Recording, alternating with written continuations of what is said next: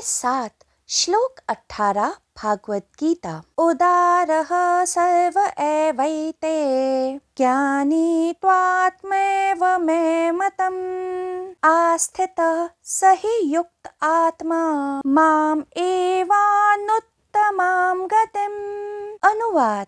यद्यपि ये सभी जो श्रद्धा सहित मेरी शरण में आते हैं उत्तम है, परंतु ज्ञानी तो साक्षात मेरा ही स्वरूप है, ऐसा मेरा मत है।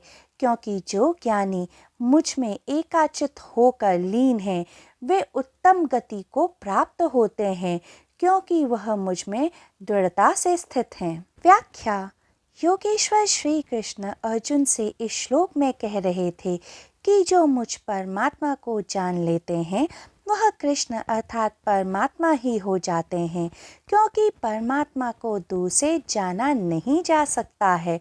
परमात्मा को परमात्मा से एकाकार होके परमात्मा होके ही जाना जा सकता है। श्री कृष्ण कह रहे थे कि जो युक्त आत्मा वाले ज्ञानी होंगे वही मुझे जान सकते हैं।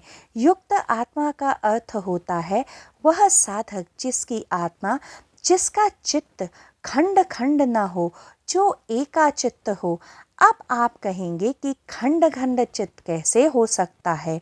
मनुष्य एक सामाजिक प्राणी है जिसने इस समाज में रहने के लिए कई चेहरे, कई मुखौटे लगा रखे हैं और हर क्षण मनुष्य के भीतर बदलाव आते रहते हैं।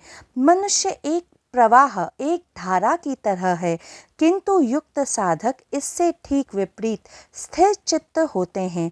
वह परमात्मा के पास बिना किसी चेहरे, बिना किसी मुखौटे के जाते हैं। श्री कृष्ण कह रहे थे कि जो एक चित्त हो जाते हैं, जो युक्त आत्मा है, जो स्थिर चित्त हैं, उसे ब्रह्मांडीय चेतना घेर लेती है।